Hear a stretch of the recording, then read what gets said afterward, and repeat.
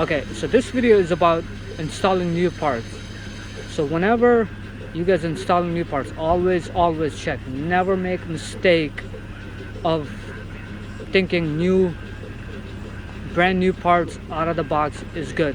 It is not true, especially coming from parts stores. People over there, some people take pride of what they do, some people don't. So any case, in our case, 05 Lexus, we did simple tune-up. As soon as we started, after changing plugs, car had a misfire. Scanned the code, got cylinder number 1 misfire. Of course, it's all the way in the back. So we have to take the upper plenum off again, and this is what we found. Brand new plug. You guys see? It's got crack in it. Slight misfire. You could hear it in the engine, you can feel it, but it was not triggering check engine light. This happens when parts people, they don't care and they just toss the parts.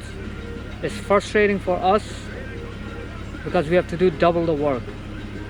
So please, Napa, Advance, O'Reilly, AutoZone, if you're watching this video, please double check parts before sending us the part or any of the aftermarket shop.